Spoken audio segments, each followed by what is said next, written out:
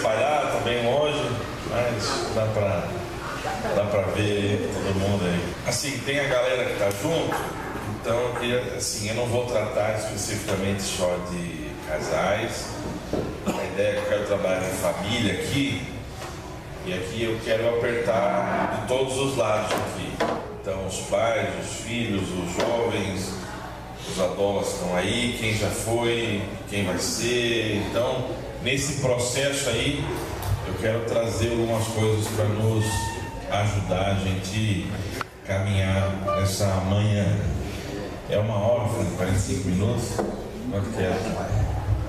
1h10. Nossa, vamos nadar de braçada. 1h10. Mas assim, nós vamos de boa. Eu vou falar um pouco, depois eu vou abrir para algumas perguntas também.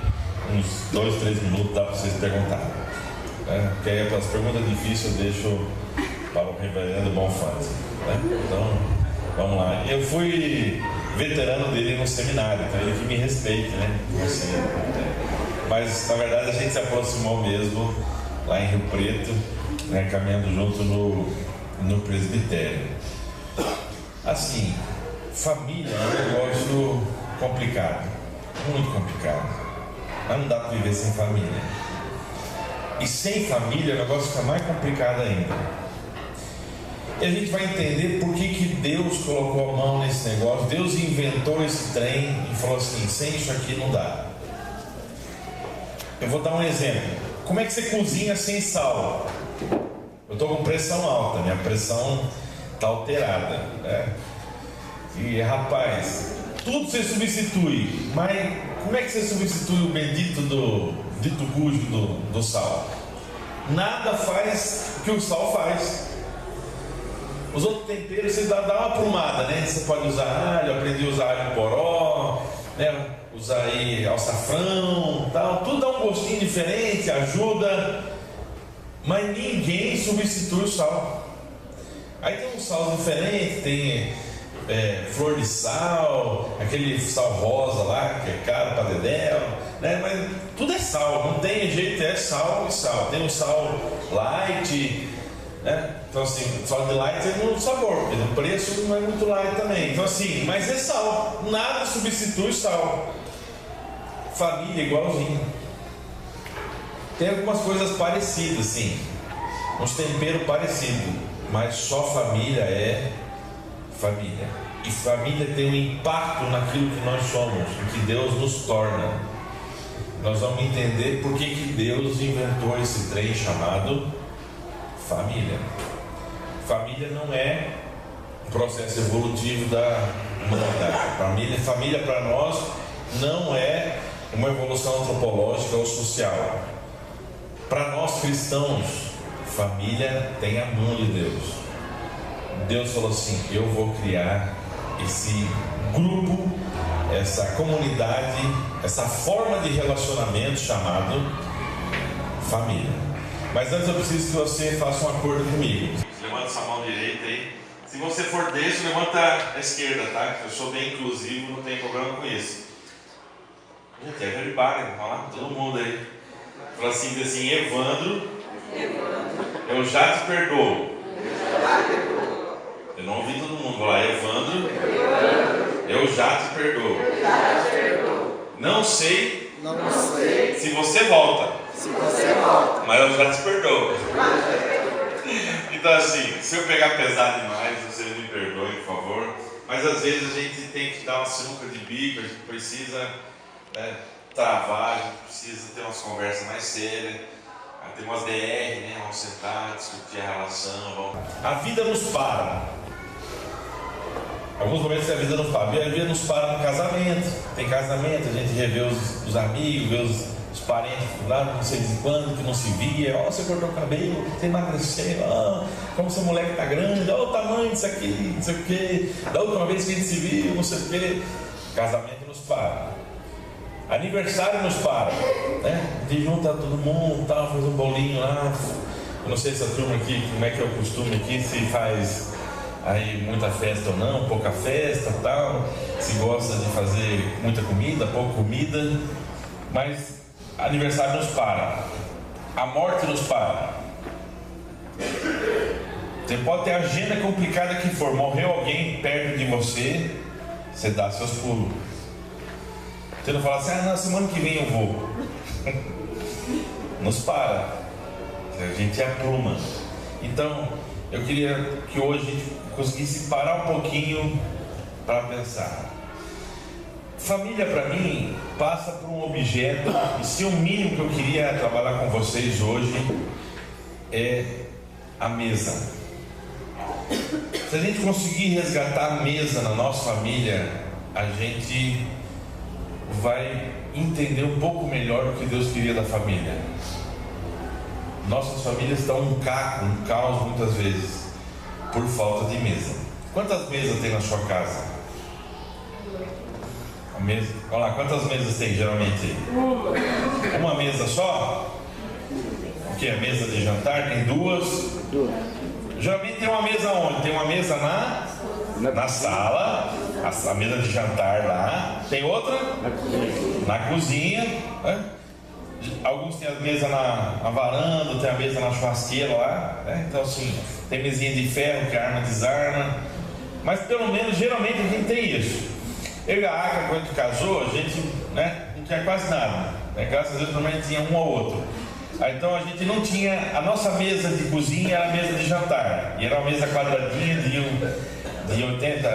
metro assim, que dobrava no meio, 4 banquetinhas, né, das casas da Bahia, maravilha, 6 anos, né, ali, aprumou, maravilha. Ali era a nossa mesa. A gente não tinha sofá, o nosso sofá, a gente arranjou um colchão, minha mãe fez umas almofadas diferentes lá, era o nosso sofá ali. Então, mas mesa, o que você faz na mesa? Alimentos. Você come, né? E a gente come, né? O que mais que a gente faz na mesa?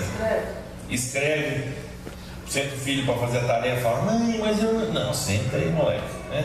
Tá aqui no caderno, o professor falou que você tem tarefa amanhã, tá, ó, que o recado você não fez, né? O que mais que a gente faz na mesa? Conversa. Né? Eu deveria fazer pelo menos, né? Tem umas conversas. Joga War, né? Não sei se você pode jogar truco aqui, né? Então se não puder, deleta essa parte da mensagem, né? Dominó, né? Então, aí, assim, a gente joga, né? O que mais que faz na mesa? Não, isso não pode falar aqui, tá? Isso aqui, e alguns não sabem disso, então deixa pra lá. Né? E alguns não tentam fazer porque tem medo. Então assim, esquece essa parte, né? Vamos lá, o que mais que vai na mesa? Põe as coisas em cima. Maridão chegando, vai largar a carteira, larga a chave, os filhos jogam tudo lá, aí a mãe fica desesperada, não é que isso aqui na mesa, né? Tem 30 anos, tá casado, o triste não mudou ainda, né? Vamos lá. Vamos conversar um pouco sobre isso, né? Você não apruma o moleque quando é pequeno, depois a mulher tem que tentar dar conta, né? O que mais que a gente faz na mesa?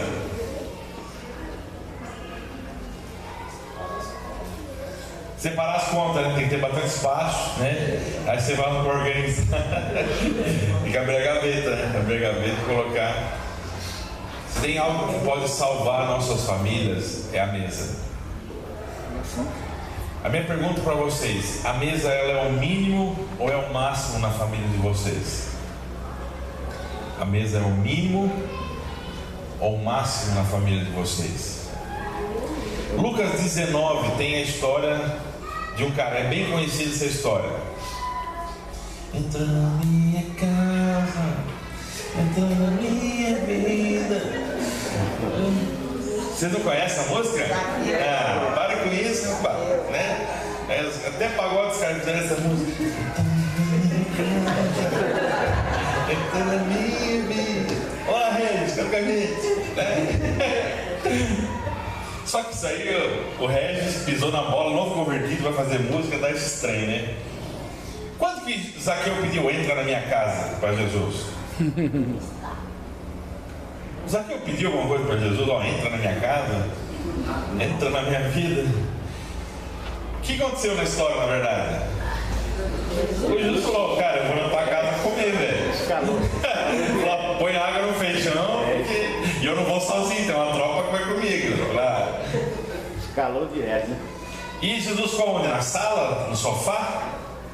Onde Jesus sentou? Onde Jesus se aproximou ali? É que eles não tinham mesa como a nossa, assim, de cadeira, tal. Eles tinham, que era tipo, chamam tríptico lá. E a ideia de eram mesas baixinhas, você tinha as almofadas que você ficava em volta ali. Jesus não ficou na sala. Jesus sentou na mesa com ele. O que era sentar na mesa junto com alguém?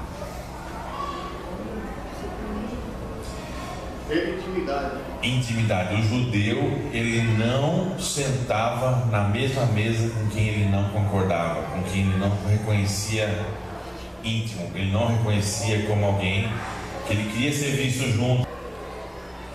Você não sentava junto na mesa. Por isso o escândalo. Eu falei assim, como é que Jesus come com essa turma? Como é que Jesus diz que é amigo deles? É um bandido, trabalha na Petrobras, se figura, né? Fala assim, como é que Jesus pode sentar na mesa com essa pessoa?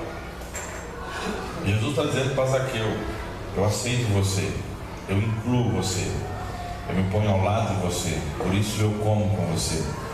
Por isso a grande questão dos evangelhos, ele comia com pecadores, ele estava junto com o beberrão. Quando foi de uma vez você ficou do lado de um bebum? Você não aguenta seu cunhado que bebe não, umas 4, 5 taipava a mais já passa tudo, né? Tem uns 2, 3 copos já tá para lá de Bagdá já, né? Você não aguenta ele. Jesus ficava junto com essa turma. Imagina esses pinguços. Os caras deviam falar piada sem graça desde aquela época já, né? Bêbado é chato desde aquela época, né? Você imagina? E Jesus está lá junto. Mesa representa isso, relacionamento. Mesa representa aceitação. Mesa representa estar unido. Com quem a gente se une? Quem a gente aceita? Quem a gente inclui? Que tipo de relacionamentos nós temos? E se a gente fosse fazer aqui uma leitura gastronômica do Evangelho, a gente percebeu o quanto que Jesus come e com quem ele come, né? Tanto para lembrar o seguinte, hoje a gente tem essa mesa, vocês me permitem dizer aqui, cheia de frufru, né? A gente põe toalha, a gente põe arranjo, a gente põe flor. Claro que isso aqui não tem nada a ver com a ceia, né? Toalha, florzinha não tem nada a ver com ceia, né? Ceia mesmo é isso aqui, a mesa. Mesa da comunhão. Por que Jesus escolheu uma mesa? Ele jantou junto com os seus. É a santa ceia, a santa janta, a santa comida. Isso é um símbolo para nós. Vim aqui pegar um tiquinho de suco de uva, né? Não sei se Jesus suco de uva ou vinho aqui. E um tequinho de pão, isso não é comunhão. Está longe de ser comunhão. O que é dividir a mesa? O que é ter comunhão? A mesa ela é o mínimo ou o máximo na nossa casa. A mesa ela representa o mínimo do nosso relacionamento em casa, ou ela é o máximo que a gente consegue de relacionamento em casa? Talvez alguns de vocês não conseguem nem esse máximo, porque comem no sofá, em pé, né? A gente não consegue mais comer junto. Meu pai tem restaurante, até contei para alguns aqui em São Paulo. Eu lembro que eu chegava no restaurante, era um restaurante de comida alemã, um Juca alemão. Aí eu chegava lá, o Léo falou assim, me dá salsicha, né? Aí ele cortava 2 salsichas assim, colocava mostarda escura em cima para eu sentar e comer lá no restaurante. Vida de restaurante é uma desgrama, porque assim, não tem horário. Hoje eu apanho, para eu acordar cedo, o dia para mim começa depois das 9, né? Termina às 3 da manhã, mas começa depois das 9. Até hoje eu preciso me disciplinar como adulto, que a vida começa às 7 da manhã, você tem que dormir mais cedo e tal. Por causa do ritmo de restaurantes. Por quê? O ritmo de restaurantes vai dormir 2 horas da manhã. Eu tomava café com meus pais às 9 horas da manhã. A gente não almoçava junto. Na hora que todo mundo estava almoçando, meus pais estavam trabalhando. Eu estava indo para a escola. Quando muito, a gente conseguia tomar café da tarde junto. Mas no domingo era o dia que o restaurante não abria e a gente conseguia almoçar junto. Aí eu lembro que o seu Moreira era uma mesa redonda, 6 filhos, né, aquela tropa, né, para levar todo mundo para a igreja. Tinha que ser a Belina Corcel 2, 4 sentados atrás, 2 no camburão atrás, né? E aí o pai e a mãe na frente. E aí meu pai, aí ele ia falar, ele chorava. E aí assim, aqueles filhos tudo ali, ele orava, comida esfriava, minha mãe ficava louca, né? A comida esfriava, né? Porque ele falava, chorava, se emocionava. Mas aquele momento que a gente tinha junto. A gente tinha um momento da semana que a gente conseguia juntar todo mundo ali na mesa. Por causa da nossa agenda. Não era por causa do coração, era por causa da agenda. O tempo que vocês têm junto na mesa é mínimo ou máximo?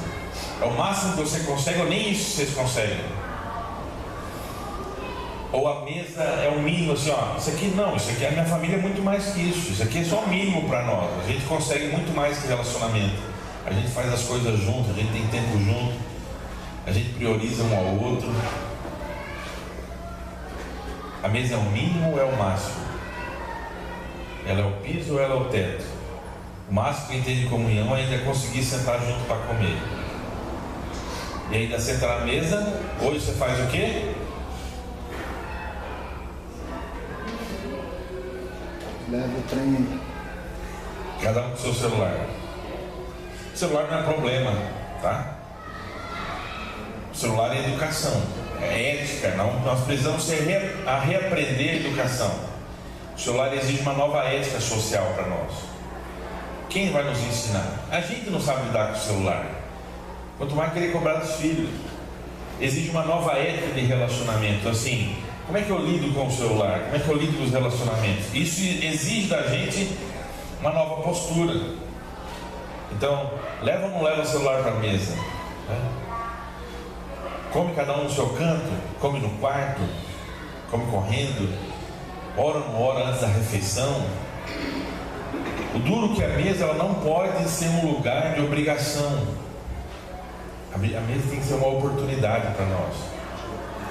Por que seu filho não quer sentar na mesa com você? A culpa não é da televisão ou do seriado. Põe Netflix e ele assiste a hora que ele quiser. Mas por que ele não quer sentar na mesa com você? Porque ele senta na mesa com você e você enche o saco. Torna a mesa um lugar terrível.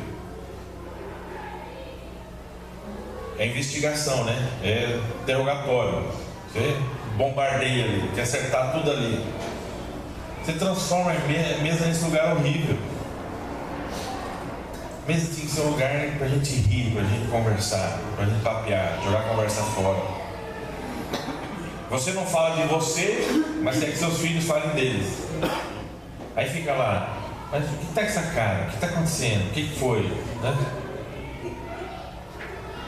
Mesa, ela tem que ser esse lugar onde a gente se abre. Mesa tem que ser lugar onde acontece naturalmente. É difícil para nós o silêncio. Porque a gente sente, quem mais que a gente tem para conversar?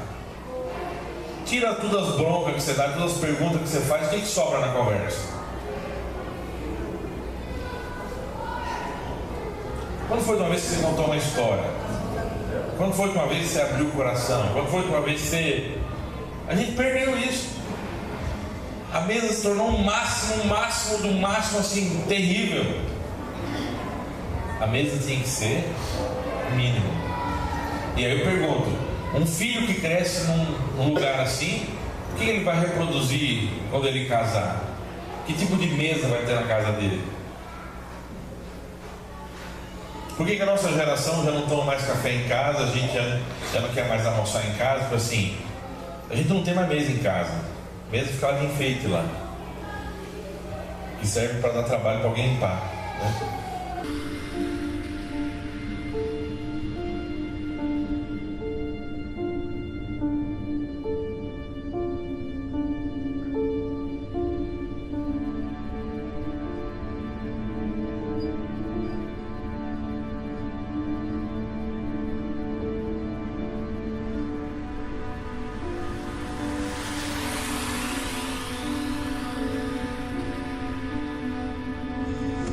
really. But you know what? I'm paying tomorrow. What are you in the mood for? What kind of food do you like?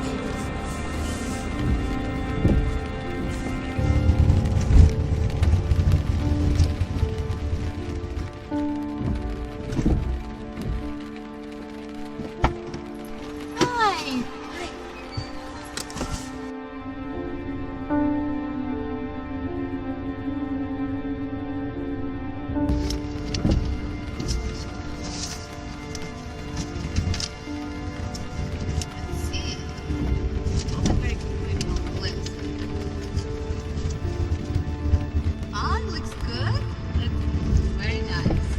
Alright, I'm gonna get mushrooms and just a bunch of chicken.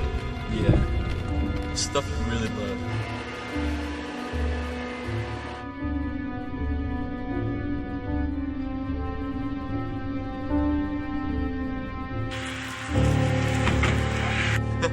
I hope this works. Oh. Just 1 second.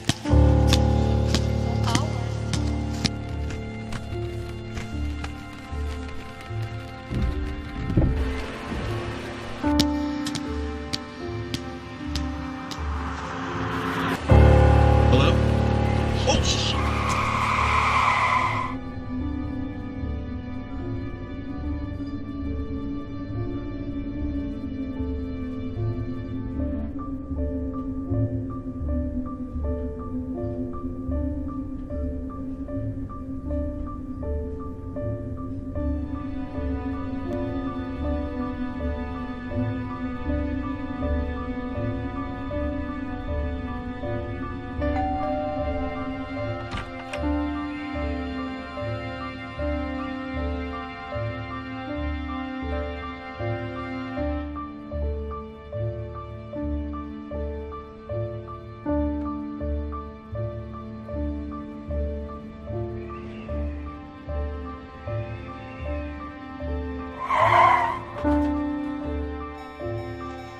I'm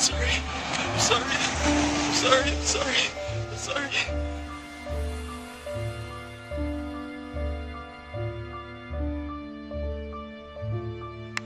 Forgive me.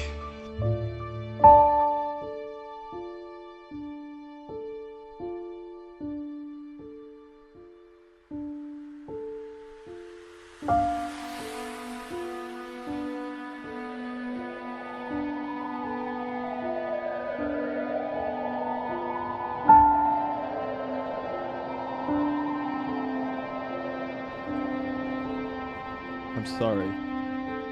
I'm really sorry.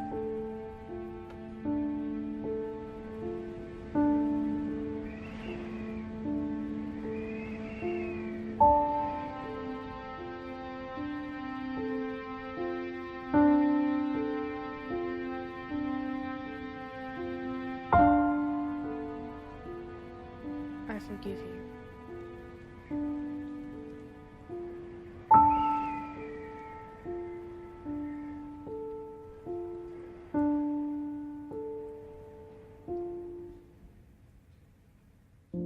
Que trata esse vídeo?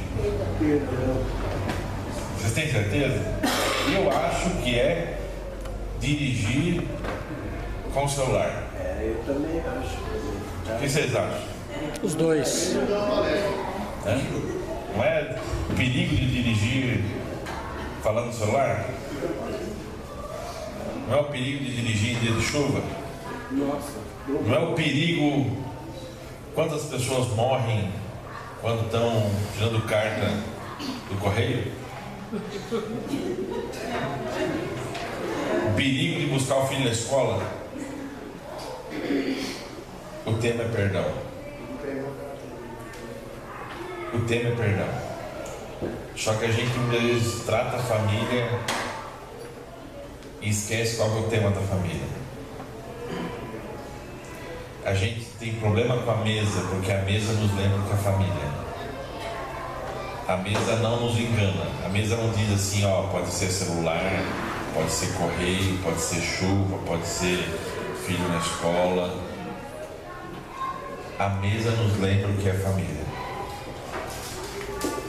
A mesa ela nos pressiona, porque a gente não consegue esconder o tema da família quando a gente pensa na mesa. Quando foi de uma vez vocês sentaram todos juntos? Como foi essa experiência?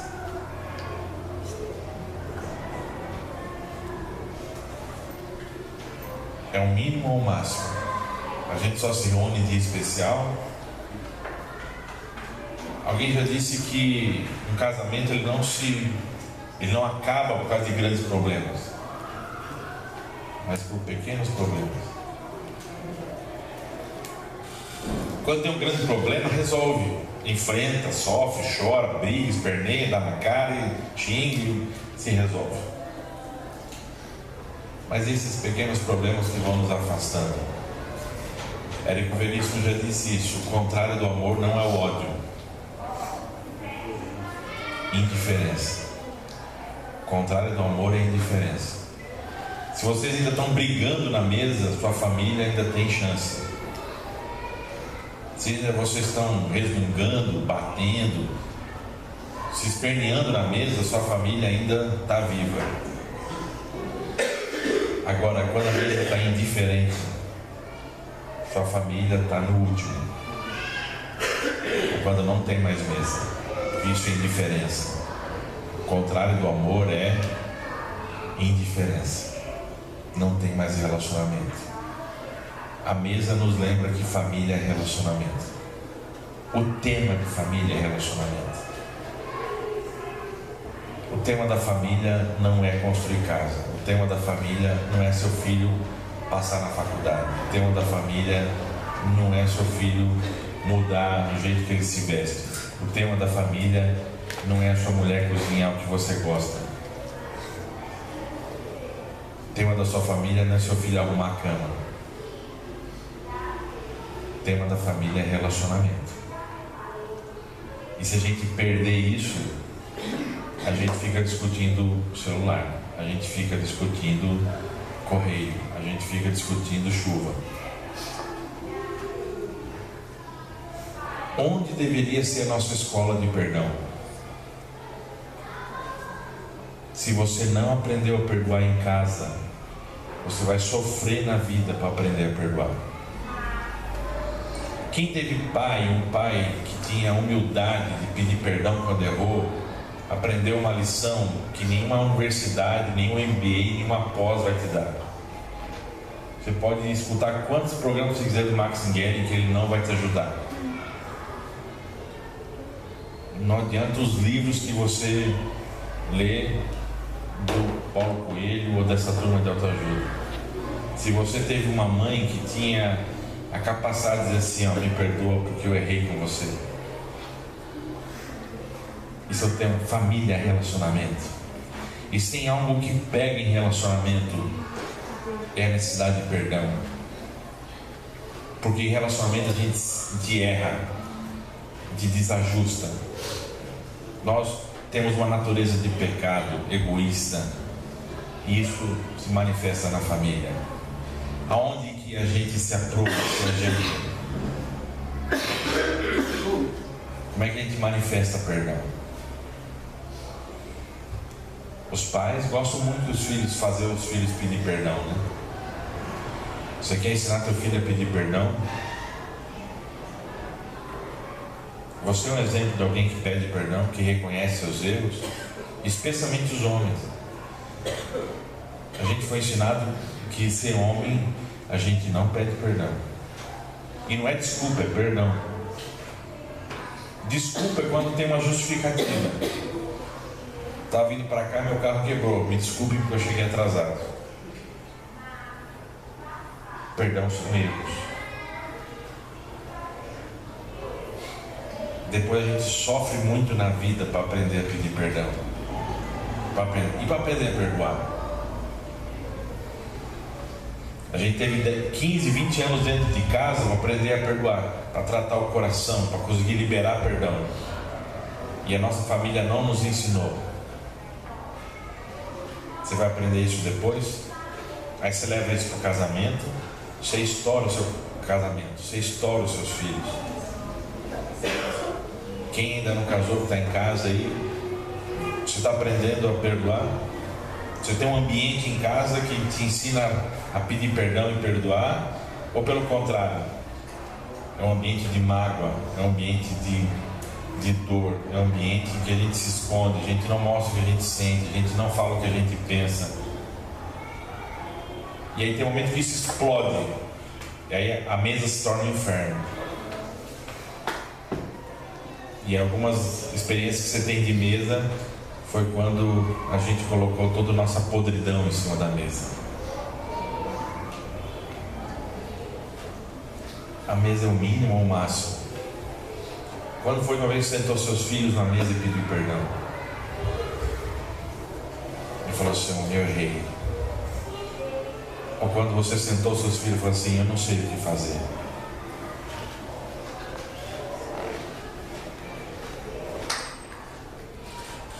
O tema da família é relacionamento. Isso a gente leva pra gente. E deixa eu pegar duas questões aqui sobre ser homem e ser mulher.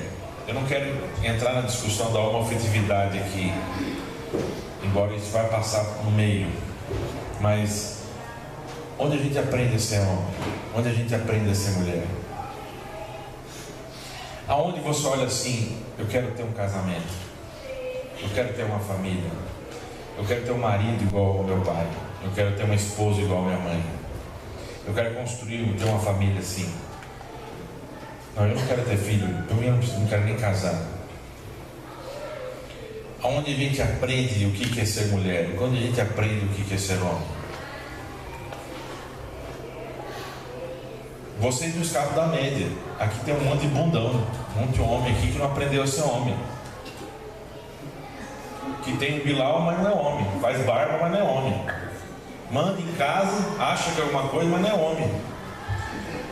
É homem talvez no conceito aí de fora, que é ogro, insensível, não se abre, não sabe amar, não sabe pedir perdão, não sabe reconhecer seus erros, acha que é o galo, o terreiro. Se vai para a Bíblia, isso não é ser homem. Mas também não escapa na média aqui que muitas de vocês não são mulher. Aprenderam a mandar o marido, controlar os filhos, né? É a dona do pedaço, mas não aprendeu a ser mulher. Aí depois você, por que sua filha, o pastor Mário tem um ditado que é o seguinte: quando Deus quer dar uma plumada na mulher, ela manda uma filha, né? Se quer dar uma ajustada no homem, manda um filho, né? Então assim, porque você se vê ali, isso te angustia, né? E muitas vezes seu pai não está lidando com você. Fala para os filhos, muitas vezes o seu pai ele não está falando com você. Muitas vezes seu pai está falando com ele mesmo, olhando para você. Ele está reagindo para ele mesmo, está brigando com ele mesmo, com a história dele, com as dores dele, olhando para você. Família é relacionamento. Aonde que a gente deveria, com quem deveria aprender a ser homem? Com quem deveria aprender a ser mulher? Por que Deus criou esse trem chamado família? Por que nem salto nada substitui? Vai aprender onde a ser homem? Vai aprender onde a ser mulher? Vai dar aula aqui na escola dominical? Aqui não ensina nada. Nada. Pelo contrário, a maioria das vezes aqui só atrapalha.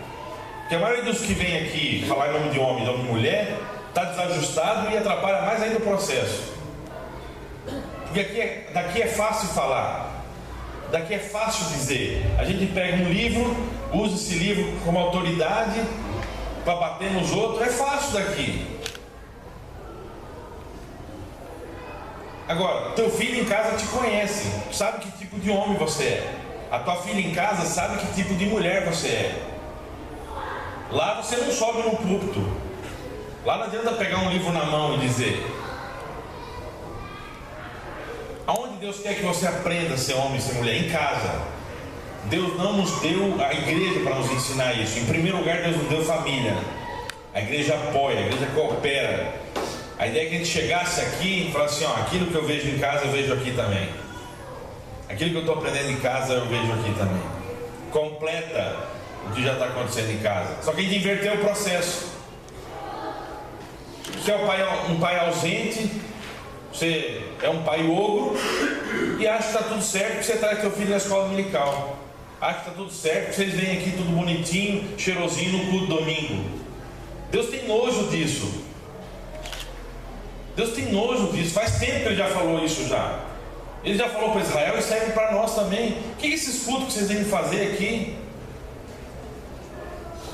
Falou assim, o verdadeiro culto está lá na tua mesa, na tua casa. Que culto que acontece lá? E não é você sentar os filhos na cadeirinha, você pegar a Bíblia e querer fazer liturgia em casa.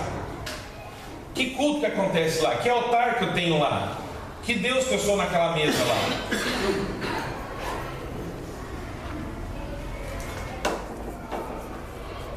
O tema da família é relacionamento.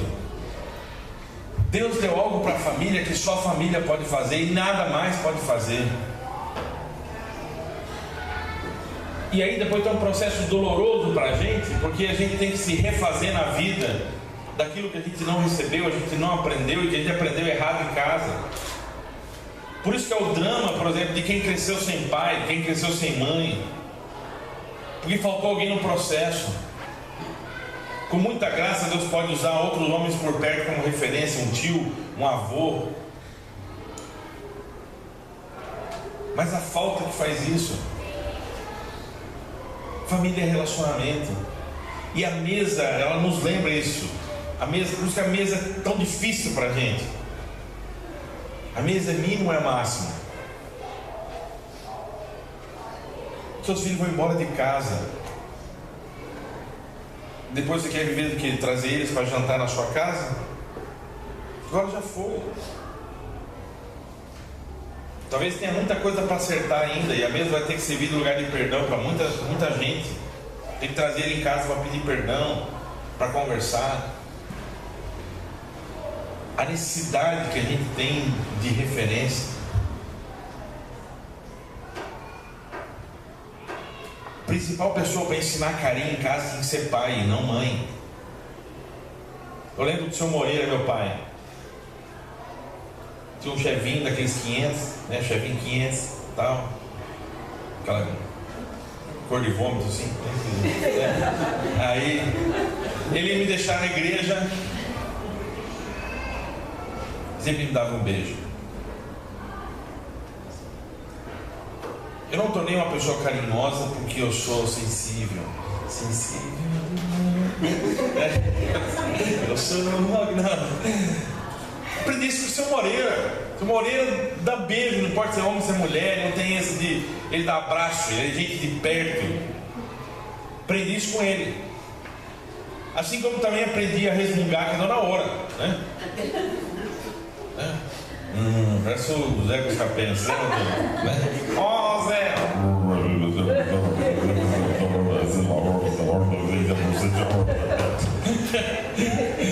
Uma das antigas lembrou o desenho. Então assim, a gente aprende isso em casa. Só que eles não sentaram para me dar uma aula. Olha, agora vamos ter estudo bíblico sobre como ser resmungão, como ficar retrucando tudo que os outros falam. O estudo bíblico agora, lição número 12, né? Sobre como ser carinhoso com as pessoas. Discipulado de filhos. Ontem eu tive uma crise pessoal grande, porque o Jack levou 3 de São Paulo, né? E eu sou de Joinville, Joinville pode ser, né? Mas também torço para São Paulo. Então assim, ainda falava com a minha irmã, falou assim, ontem eu estava orando para empatar, né?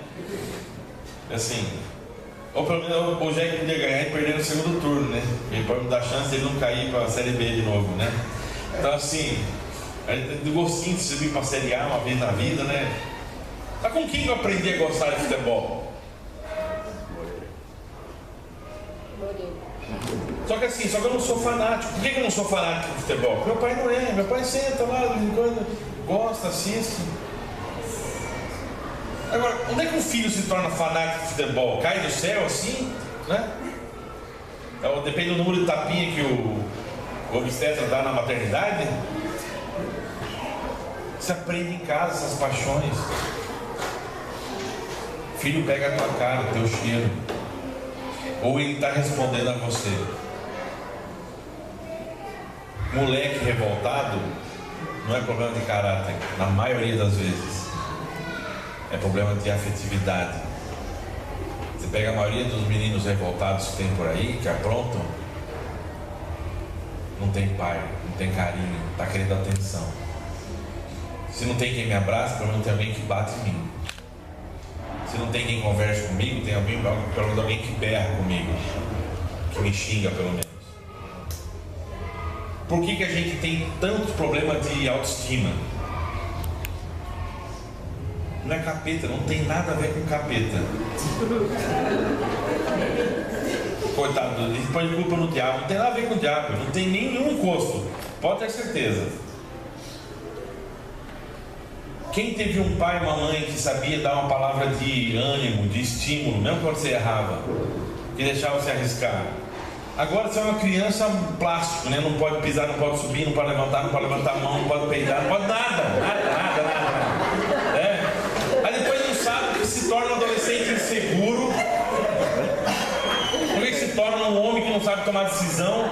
Você nunca deixou quebrar a cara, nunca deixou se arriscar, nunca deixou fazer o que queria, não aprendeu a lidar com as suas consequências. Por 10 anos fui pastor de jovens e adolescentes. Rapaz, tinha umas mães vontade de mandar prender, chamar o conselho tutelar. A mãe ia viajar, tinha um filhinho de 22 anos só. Aí ela deixava os copinhos de Nescau com elástico em cima, um plastiquinho pronto na geladeira, os 5 copos assim, um para cada dia. Aí não sabe porque o moleque não quer casar.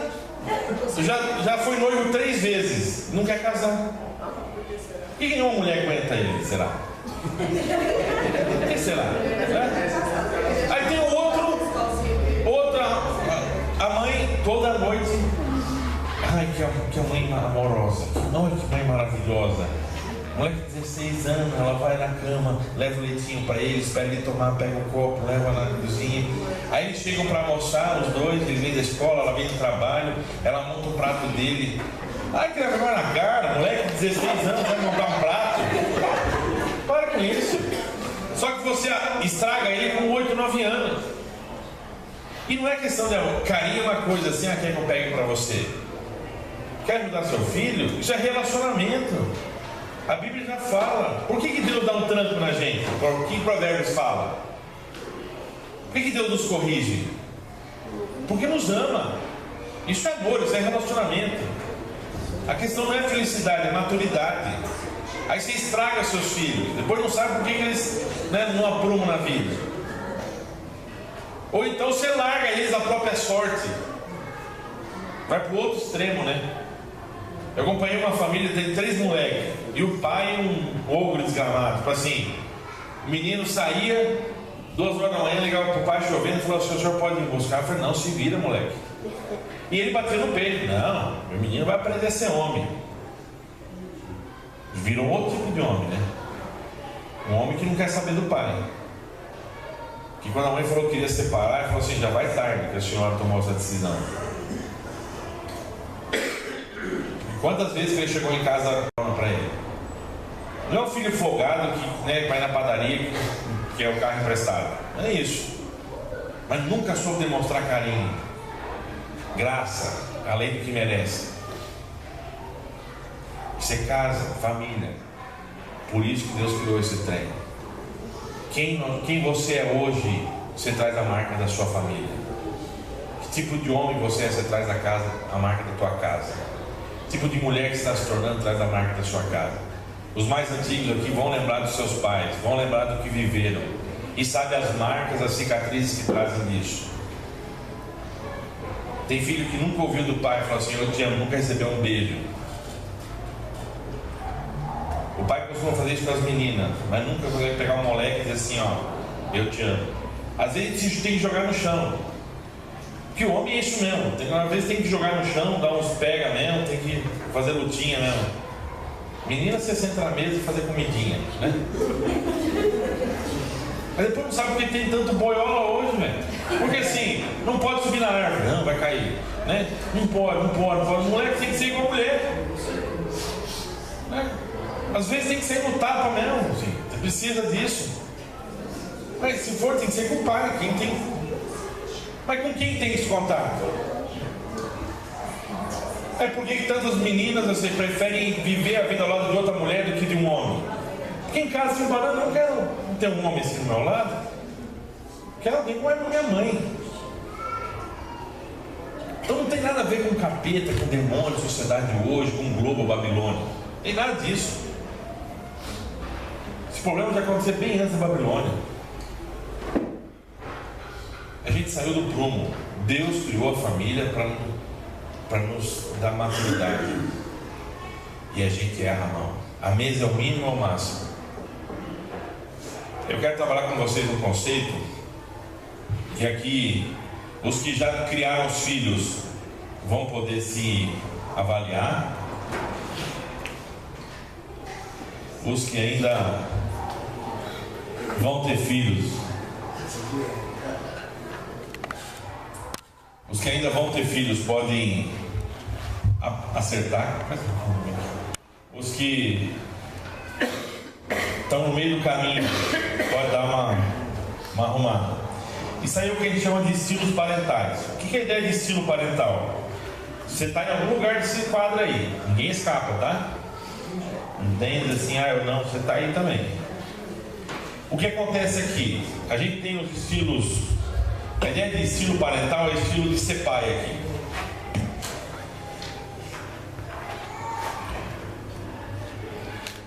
Você tem um estilo indulgente, estilo negligente, autoritário e autorizante. Como é que a gente constrói isso? Exigência e responsividade. Aqui, maior ou menor responsividade, menor ou maior exigência. Paternidade, educar filho, relacionamento, parte de juntar exigência com responsividade. O que é exigência? O quanto você consegue pôr limite, o quanto você consegue dizer não, o quanto você põe prumo. Isso é exigência. Falou, eu lembro de uma mãe que chegou para mim lá no escritório. Pastor, meu filho foi um rodeio, chegou de madrugada lá, cheirando cachaça, não sei o que, as botas tudo sujas de barro, porque lá no interior tem muito, festa de peão. Então assim, e aí deitou na cama, aí tudo cheio de barro, eu fui lá, tirei as botas dele, não sei o que, aí no outro dia arrumei a cama dele, meu filho. Falei assim, para com isso. Vamos fazer o seguinte, próxima vez que ele chegar bêbado e sujar a cama, você deixa a cama suja. Porque ele não sabe o que é cama suja, porque você vai lá e limpa. Ele não sabe o que é lavar a bota, porque você tirou a bota dele e levou já para a lavanderia para lavar. E depois ele chega no quarto e tem a bota lavada, limpa. Deixa a cama suja 2, 3 dias e quero ver se esse peão não se arruma. A minha vizinha tem o filho dela, 14 anos. E ele cheio de não sei o que, papapá, falou assim, aí falou assim, se você não aprumar, não mudar nisso no teu comportamento, nós vamos fazer um trato aqui. Eu não lavo mais a camisa do seu uniforme. Você está entendido? Você entendeu? Tá certo o nosso trato? A gente precisa aprender a fazer acordo, diálogo. Não, entendi. Não, vou mudar. Beleza. Deu 2 dias, o moleque não mudou. O que ela fez? Não lavou. Ele tinha 3 camisas do uniforme. Usou uma um dia, usou a segunda, usou a terceira. Chegou na quinta-feira, foi pedir para a mãe. Falou, mãe, não tenho camisa para ir para a escola. Falou, se vira. Você vai com camisa suja. Mas como assim? Como é que eu vou chegar na escola com camisa suja? Não sei. O que nós conversamos? Não, mas não sei o que. Não, o que nós conversamos? Falei, se eu fizesse isso, aquilo, a senhora não ia lavar minha camisa. O que você fez? Eu fiz. O que eu prometi? Não ia lavar. E não lavei. Não, eu me perdoo. Não, eu te perdoo. Mas não vou lavar sua camisa. Falei, tá aqui escovinha, tá aqui sabão. Você pode lavar a sua camisa. Exigência. Não sabe pôr limite, não sabe caminhar, tipo de filho está criando? Isso nos apruma. Nós precisamos disso. Uma criança, ela forma o seu caráter, ela fecha o pacote até os 5 anos. O Arthur está chegando aí. O Arthur, ele já vem com o original de fábrica.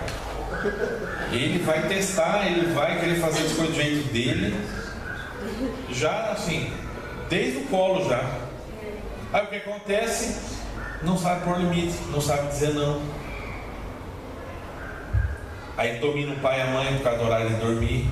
Aí ele faz o horário da casa, não é os pais e a mãe que faz o horário do filho. Come a hora que quer. O pediatra diz assim, ó, dá de 2 em 2 horas. Aí com 1h30 começa a chorar. Não, mas está chorando. Pode dar de 2 em 2 horas porque o organismo aguenta. Aí faz do jeito dele. Então ele não vai desarranjar quando ele tem 10 anos. Aí veio adolescente virou problema. O problema já está lá atrás faz tempo já. Era bonequinha de casa, todo mundo fazia o que ela queria, todo mundo ria. Ela dava um tapa para alguém e falava assim, ai que linda, né? Então, o grau de exigência. Agora, os pais precisam aprender responsividade. O que é responsividade? Aprender a dialogar, aprender a ouvir, enxergar que o filho é único, enxergar quem o filho é.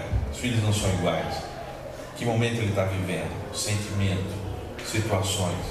Responsividade é conseguir olhar para o filho, ouvir o filho, perceber o filho, conseguir abrir mão. Quando você aprende a ceder por causa do filho, é a segunda milha. É quando você perdoa, é responsividade. Então, o que acontece? O que são os pais indulgentes? Os pais indulgentes, eles têm grande responsividade. Ama o filho, conversa, faz tudo junto, nós somos super amigos, super amigas, ai, bibibi, popó. Só que o que? Tem pouca exigência. É o filho que cresceu cheio de carinho, cheio de atenção, mas nunca ouviu não. Esse pai é um pai indulgente, uma mãe indulgente. Não adianta só dar carinho, não adianta só ser responsivo, não adianta só ouvir.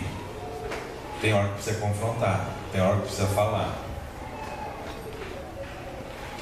A gente tem um tipo pior ainda, que é o negligente. O negligente, ele nem exige, larga a mão, faz o jeito que você quer, tá aí, e nem é responsivo. Tem filho, mas deixa com a avó. Quem cria é o avô e a avó. Mamãe negligente. O pai negligente não está nem aí com o filho, é a mãe que tem que resolver as coisas, a mãe que tem que conversar com o filho. Fala, vai lá e conversa com a tua filha.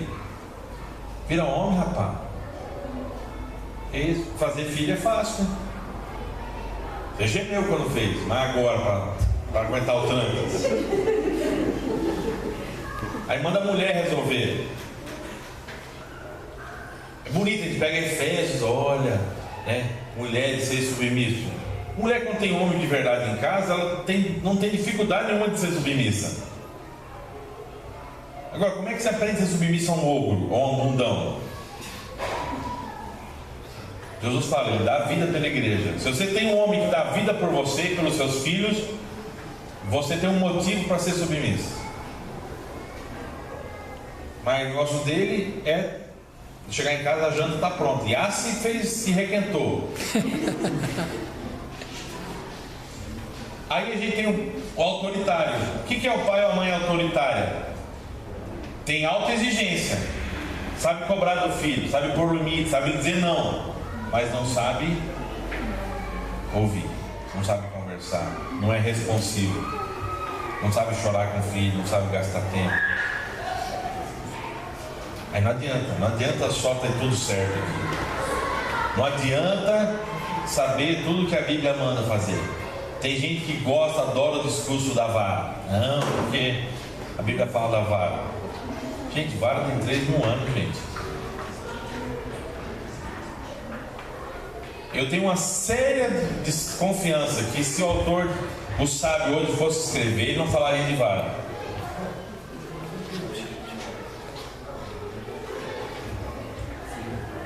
Não é o tema, a gente não dá para continuar, mas a gente confunde punição com correção.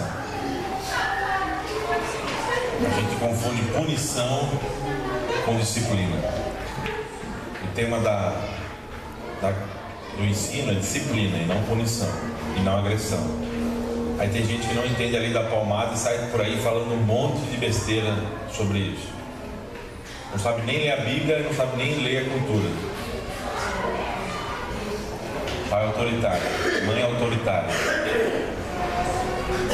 Qual que é o padrão aí de Deus para nós? Autorizante. O que é esse estilo autorizante aqui? É o pai e a mãe que sabe pôr limite. É eles que estão conduzindo os filhos, não é a escola, não é a igreja. O pastor não manda em casa. Esse negócio que me deixa nervoso é quando o moleque chega e fala assim: pastor, com que idade eu posso namorar?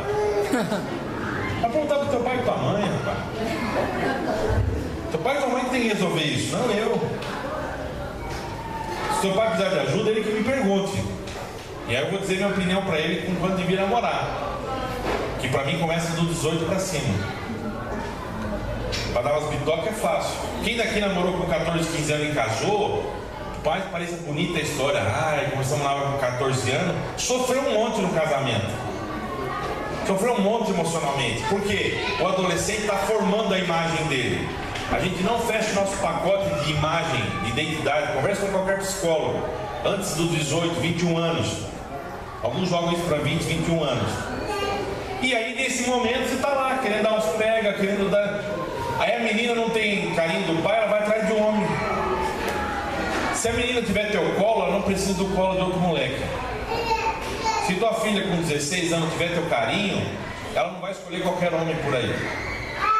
Porque o padrão dela de homem, de carinho, vai ser mais alto. Fala assim, ó, para você me ter o meu coração, você tem que ser pelo menos tão carinhoso, tão homem quanto o que eu tenho em casa. Agora você é um ogro, ausente, e aí depois não sabe o que é. Tô querendo namorar, só quero saber namorar. Os pais autorizantes, eles conseguem juntar responsividade e exigência. Sabe quando é hora de cobrar, sabe quando é hora de chorar junto. Quando você ouve o filho e quando o filho precisa te ouvir. Quando você precisa dizer não e quando você precisa perdoar. Quando você se preocupa quem é o filho. Aí o filho chega de madrugada, fez merda, bateu o carro, aprontou. Você quer dar sermão. Não é hora de dar sermão. É hora de abraçar. Depois vai sentar e conversar. Filho chega em casa e falei, pai, a casa caiu, minha namorada está grávida. Pode falar, pai, eu estou grávida. Aí o que faz? Põe para fora de casa. O que precisava? Depois do outro dia, ia se parar com calma, conversar e agora? O que você vai fazer com isso? Como é que nós vamos resolver isso? Então, se a Bíblia tem um padrão de família, e aqui estão todos nós nesse pacote. Porque quem ainda é filho, onde é que estão teus pais aqui? Mesmo que você tenha sua mãe, onde é que tua mãe se encontra aqui? Se você tem avô e vó, que pacote que eles se cuidam aqui? Quem já criou filho, onde é que você criou teus filhos aqui? Você soube ser responsivo e exigente? Ou foi só exigente, foi só responsivo? Não foi nada disso? Quem vai ter filho aqui, que tipo de pai você vai ser? O Isamitiba, ele conta uma história da asa do frango, né? Da coxa do frango. De que assim, quando ele era pequeno, sentava na mesa e assim, a mãe colocava o frango assado, domingo, maionese, macarrão, né? E aí, macarronada daquelas domingo e tal. E aí a primeira coxa do frango ia para quem? O pai. Era o pai que ganhava a primeira coxa do frango. E a segunda coxa para quem? A mãe, né? Jogava para ela. Aí ele cresceu, né? Ele casou, tem a casa dele, ele que compra o frango, ele que paga o frango agora, né? Aí ele senta na mesa, a mãe vai cortar o frango. Para quem vai a primeira coxa? Para o filho. Para quem vai a segunda coxa? Para o outro filho. Ficou sem coxa a vida toda. A gente tem uma tendência, quem foi criado aqui tem a tendência a vir para cá.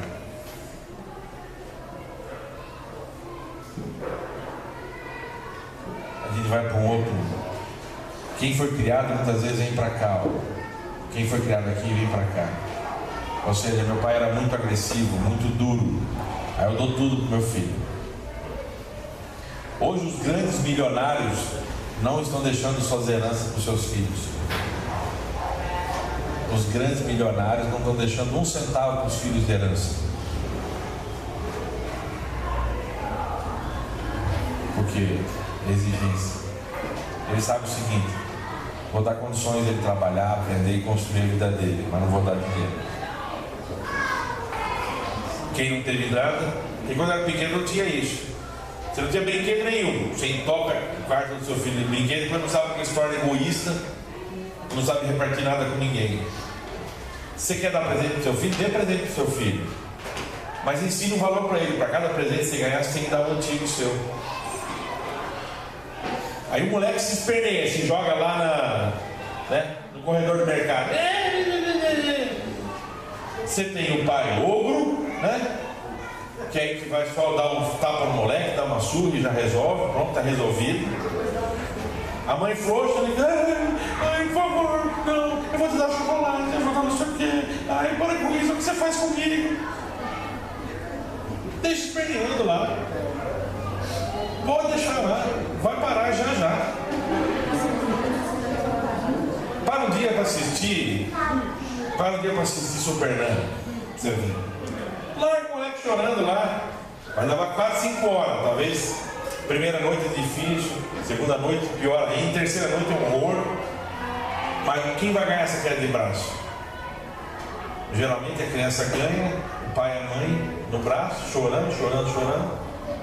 Os pais são bonequinhos dos filhos depois para sempre. Porque aí a filha depois com 15 anos chega lá, sabe apertar a chavezinha do pai, e amolece e convence o pai. Vocês sabem quem pega? Você sabe quando você tem que conversar com o pai e quando você tem que conversar com a mãe. Você aprender isso rápido. Agora, pais autorizantes, eles têm concordância. Pais autorizantes, eles falam a mesma coisa. E não só concordância entre os dois, que os dois falam a mesma coisa. Eles têm continuidade e concordância, que eles sempre falam a mesma coisa na mesma situação. Pode acontecer daqui a um ano a mesma coisa, vão ter a mesma postura. Isso aqui cria gente saudável. Agora, não existe esse tipo de família sem mesa. Não existe casa sem mesa. Mas não tem como construir um lar com responsabilidade, onde você ouve, se aproxima, chora, percebe o outro, sem mesa. Mesa é o mínimo ou é o máximo? O profeta Malaquias, ele nos lembra isso. E é interessante porque essas são as últimas palavras do Antigo Testamento. Mas olhe também para frente. Estou enviando o profeta Elias para preparar o grande caminho do dia do eterno, dia do julgamento decisivo. E a gente queria que parasse aqui, né? É Deus mandando ver, resolvendo tudo, mandando a turma para o inferno, outra para o céu, maravilha, pronto. Mas não para aqui. Ele vai convencer os pais a cuidar dos filhos, e os filhos a olhar com respeito para os pais. E se eles se recusarem, eu virei e porei os pais debaixo de maldição. Quem leva quem a sério aqui? Deus leva a família muito a sério. Deus leva ser pai muito a sério. E isso está no mesmo nível aqui de dia de julgamento, dia do eterno, de dia final. Para Deus isso é tão sério que o mesmo profeta que vai tocar a trombeta, que vai dar largada, disparar o processo do julgamento final aí, é o mesmo que vai acertar as contas dos pais. Assim, ó, os pais vão se converter aos seus filhos. A linguagem, a revista atualizada, diz assim: olha, vai converter o coração dos pais aos filhos, os filhos aos pais. Começa onde o processo? Ele vai converter o coração dos filhos aos pais, dos pais aos filhos? Ele primeiro converte o coração dos pais aos filhos. Você teve um pai que o coração dele se converteu ao seu? É difícil para um filho respeitar um pai cujo coração se converte a ele. Tem muitos filhos assim, pela graça de Deus, porque encontraram Jesus e aprenderam a amar seus pais apesar dos seus pais. Mas esse não é o projeto de Deus. O caminho de Deus é que os pais convertessem o coração aos filhos. E esses filhos respeitam seus pais. Fala assim: eu posso não gostar das músicas do meu pai, eu posso não gostar do jeito que ele se veste, eu posso não gostar do jeito que ele cuida do carro que ele escolhe. Só que o Senhor respeita esse homem.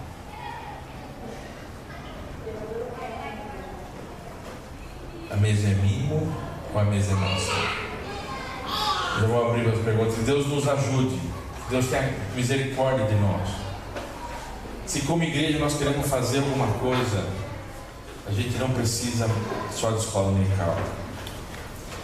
A gente não precisa só de evento para a família. A gente precisa de relacionamentos mais profundos e verdadeiros.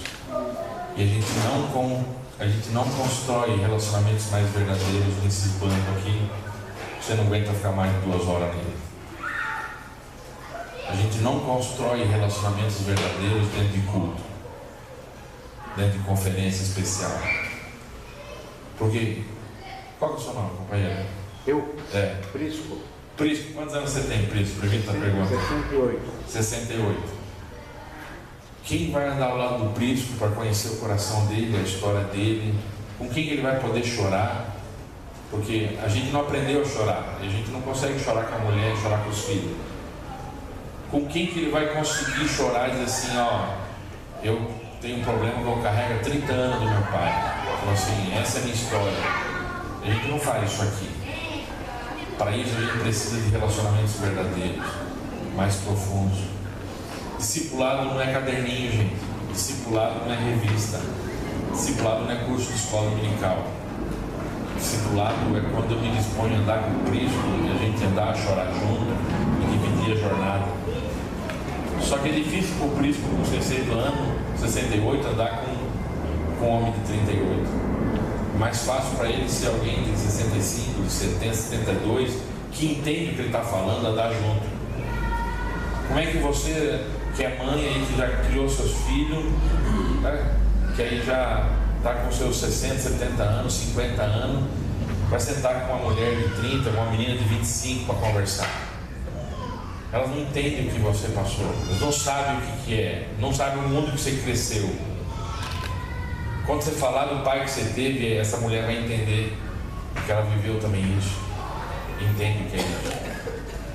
Da mesma maneira, como é que um jovem de 20 anos com quem ele vai caminhar, com quem ele vai abrir o coração? Aí a gente quer fazer classe de jovens na escola dominical. Não é isso. A gente precisa de mesas. A gente precisa de relacionamentos. Por isso que Jesus não montou curso. Por isso que Jesus não montou sala. Por isso que Jesus não montou templo. Jesus andava com as pessoas nas mesas. Comia junto. Relacionamentos mais profundos. Relacionamentos de casa.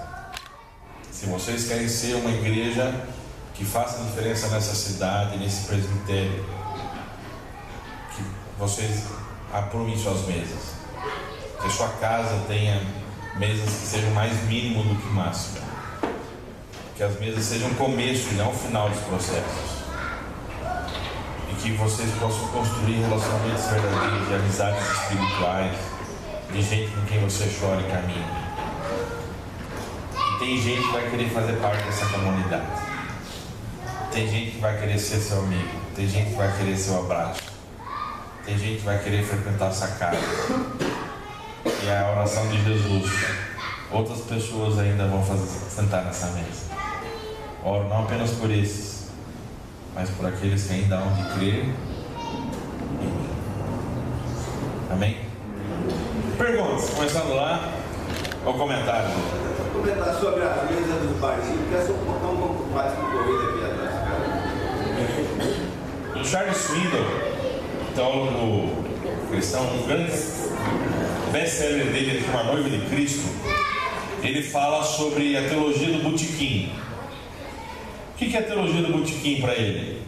Para ele, o bar é mais igreja do que a igreja. O bar é mais cristão do que a igreja. Por que ele diz isso? Porque no bar você pode ser quem você é, na igreja não. No bar você pode sentar na mesa e falar de você, na igreja não.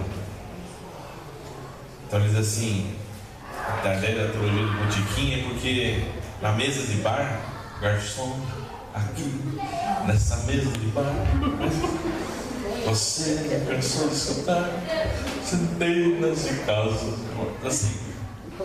Para quem pode sentar aqui e conversar? Nesses bancos aqui. Só que ele lembra o seguinte, lá no bar,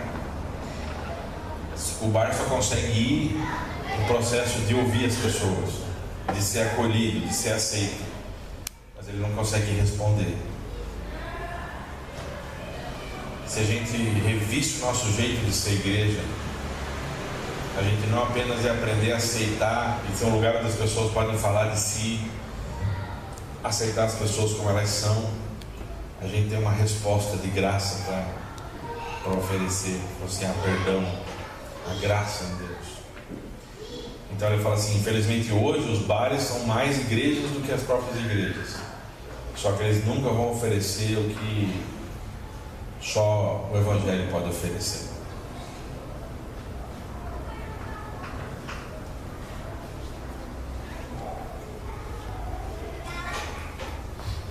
Perguntas? A orientação bíblica das mulheres mais maduras, orientar as mais novas, o que é que veja perder? Fica na mesa isso? Não só na mesa, né?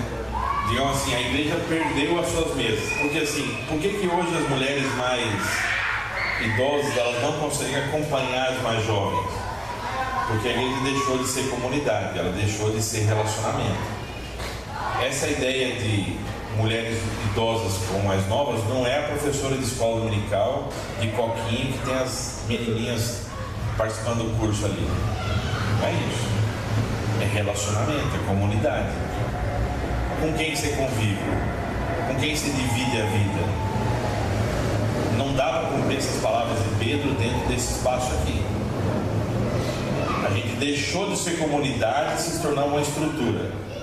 A gente deixou de ser igreja gente e se tornou igreja lugar. Então aqui a gente não consegue nunca cumprir esse mandato. E não só das mulheres, mas também os homens da mesma maneira. A gente não consegue discipular, influenciar, ajudar, orientar, porque a gente tornou comunidade banco. Isso aqui não é comunhão, tá, gente? O índice de comunhão de vocês deve ser muito baixo, assim como é na maioria das igrejas e também como é em Rio Preto. Isso aqui não é comunhão. Comunhão verdadeira é mesa, é relacionamento. O que acontece de domingo a domingo entre vocês? Trabalhar junto no ministério não é comunhão, é serviço. Vocês virem para cá e servir aos outros. O pastor falou que tem um sacolão aqui na segunda e tal. Vocês têm culto nos lares na terça-feira. Isso não é comunhão. Isso é serviço e culto. Não é comunhão.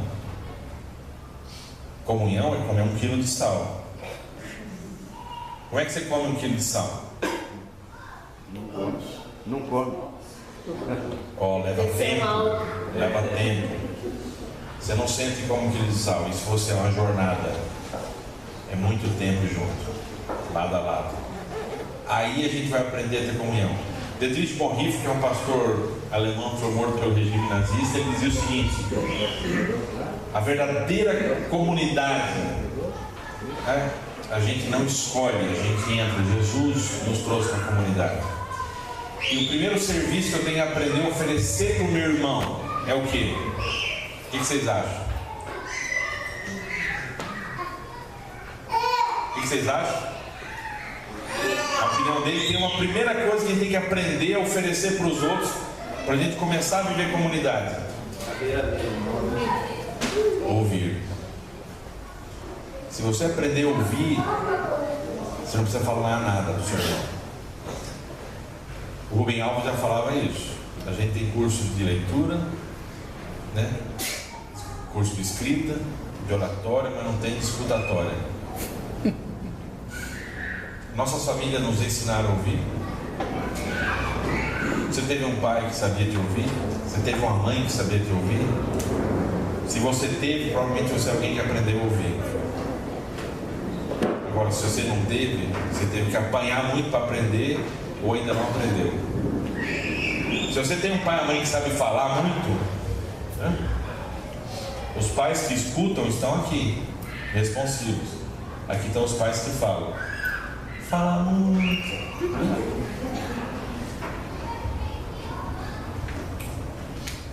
Vão medir nosso nível de comunhão pelo tanto que a gente aprende a ouvir os irmãos. Então a gente não vive isso aqui. Isso tem a ver com algo que vocês precisam discutir como igreja, que é grupos pequenos. E quando eu falo de grupo pequeno, eu não falo de pacote americano, eu não falo de modelo, eu não falo de nome de Getro, de G12, de MDA, de propósito, de Escabau 4. Isso tudo é forma, é pacote. Eu estou falando de princípio. Se a gente não entender que nós somos criados para relacionamento, a verdadeira comunhão é a gente dividir a vida, não adianta pôr célula aqui. Vocês vão quebrar a igreja. Não adianta pôr MDA, não adianta pôr videira, não adianta fazer curso não sei aonde, congresso de não sei o que, livro do fulano, não adianta. Agora, só existe um lugar para a gente desenvolver relações verdadeiras em grupos pequenos. Eu não consigo desenvolver comunidade com 50, com 80. Com 2, 3 já é difícil. Sabe o que acontece? Muitos de vocês estão aqui 20, 30 anos nessa igreja. Estão certo ou errado? Vocês já se conhecem. Sabe até o cheiro do peito do outro, cara. Então assim, vocês são amigos demais. Só que vocês se confundem e acham que isso é comunhão. Isso não é comunhão. Isso não é comunhão. E a gente se perde nisso. Aí chega alguém de fora. Quem daqui se converteu nos últimos 2 anos? Que chegou na igreja faz 1 ou 2 anos aqui. Para conversar e pergunta, para ver o gueto que vocês são, para ouvir a opinião, do jeito como vocês se tratam. Vocês não se percebem isso. Aí vocês vão perceber o que é isso. Porque vocês têm um jeito de vocês de falar, vocês têm, né, os códigos de vocês, o igrejês, as piadas internas. Quem chega de fora é uma carta fora do baralho, fala assim, tá perdido aqui. Aí depois não sabe porque não fica. Tem uma estatística que fala o seguinte: uma pessoa só permanece numa igreja se ela conseguir pelo menos construir 6 relacionamentos significativos. Se ela não conseguir construir 6 relacionamentos significativos, a chance dela sair da igreja é muito grande. Não, mas aqui nós pregamos a palavra de Deus, nosso culto, não sei o que. O problema não é culto, né? Não é Calvino, nem nada disso. A pessoa não está lá por causa da doutrina, dos 5 pontos do calvinismo, dos 17 pontos, não sei o que. A pessoa está lá em busca de relacionamento. Depois que aprumou o relacionamento, você ensina o que você quiser para ela. Mas ela não fica lá por causa do Calvino, do Armínio, né? Do Eduardo Carlos Pereira, ou seja o que for. Ela vai em busca de relacionamento. E ela vai para uma igreja que oferece isso. Mas como é que ele foi parar numa igreja maluca, pentecostal? Lá eles pregam não sei o quê. Ele não está nem aí com isso. Lá ele se sentiu amado, acolhido, ou tem alguma resposta para ele. Isso é comunhão verdadeira, relacionamento. a necessidade de buscar. Só que assim, se não dá para comprar original, vai no genérico mesmo, né? Você compra do Paraguai mesmo, assim. Você sabe que vai durar pouco, mas pelo menos tem, né? Então assim, quando é que as pessoas estão buscando isso? Não se iludam, irmãos. Não se iludam. Ter a doutrina correta não resolve. Eu sou presbiteriano independente há quase 30 anos. Não se iludam. Não estou falando de alguém que chega aí com as ideias novas, que quer quebrar tudo. Assim, eu falo de dentro, eu não falo de fora. E eu vou terminar contando esse testemunho. Se eu falo que a IPI tem que mudar, senão ela vai morrer ou vai se tornar museu, vocês já fecharam uma igreja aqui, não tem mais a segunda. Teve que fechar, não teve? Vocês são a terceira, fechou a segunda. Fechar a igreja, a gente fechou duas já. A gente tinha que pôr o joelho no chão, no milho, pedir perdão a Deus. Como é que...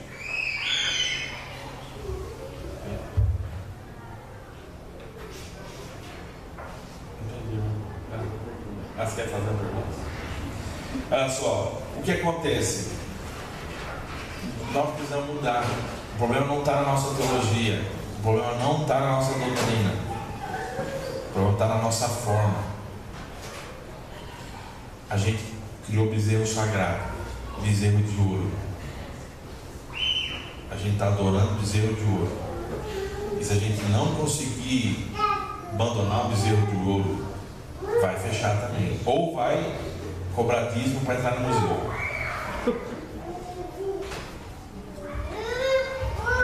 Quando eu tinha 23 anos, eu era auxiliar pastoral em Joinville. E o pastor com quem eu caminhei teve um problema sério com o conselho. E chegou um momento que ele ficou inviável continuar. E ele decidiu sair e abrir uma comunidade.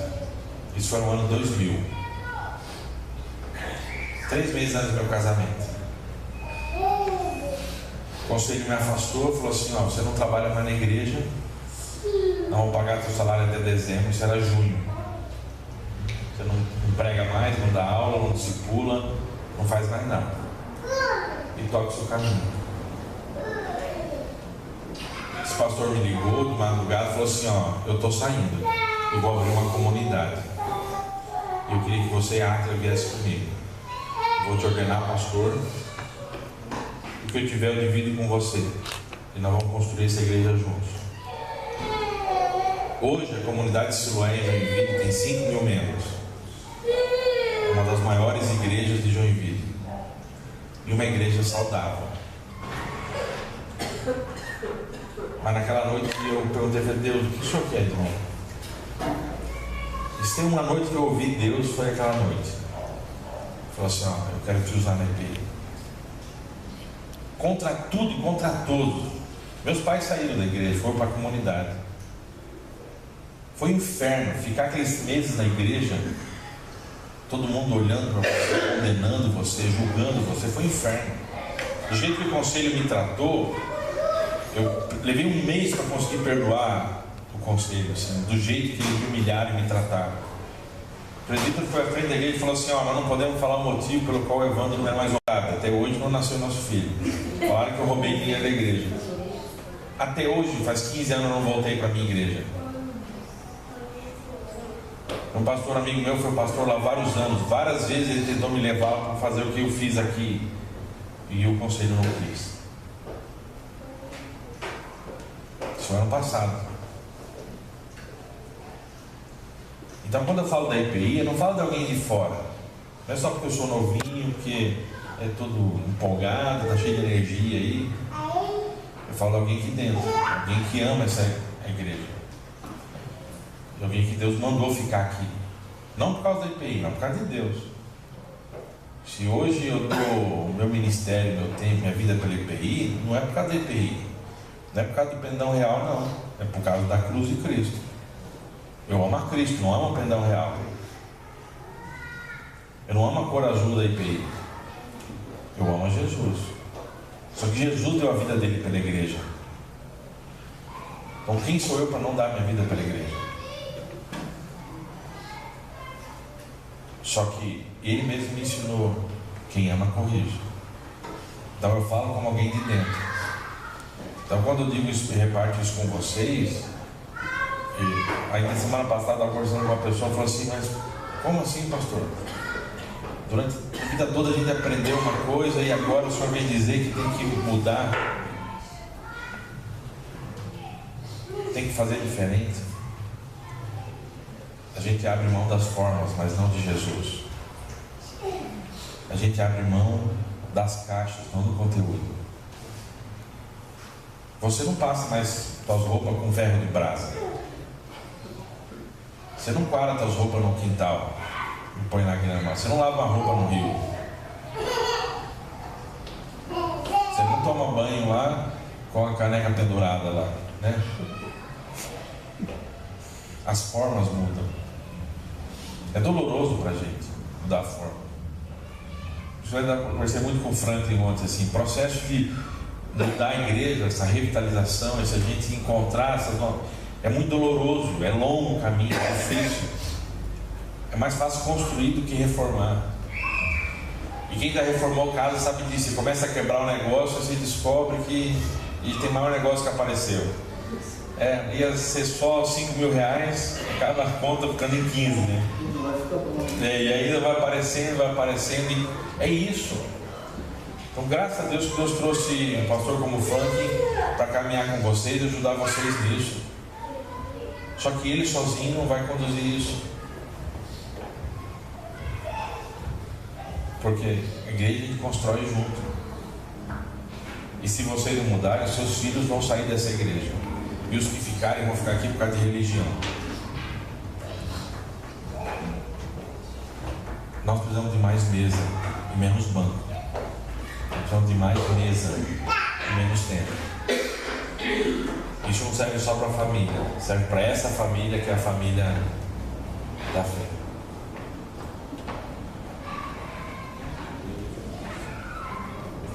Já respondi já, né? Vamos ficar de pé, gente? A gente vai junto. Que Deus abençoe vocês, né? Deus abençoe vocês nessa jornada.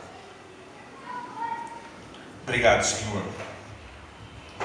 Obrigado porque um dia o Senhor olhou para aquela figura em cima da árvore que ninguém gostava e o Senhor decidiu para a casa dele. O Senhor é quem começa os processos da nossa vida. O Senhor é quem nos vê e não o Senhor nós que tivemos. A gente acha que a gente resolve, que a gente decide, mas o Senhor é quem resolve todas as coisas. Então, ajuda cada família aqui. Há histórias de vida que precisam ser curadas, restauradas. Há filhos aqui que precisam se resolver com pais que já morreram. Há filhos aqui que precisam resolver com pais que estão vivos. Tem pais que precisam resolver com os filhos que ainda estão em casa ou fora de casa. Restaura as mesas em nossas casas, Deus.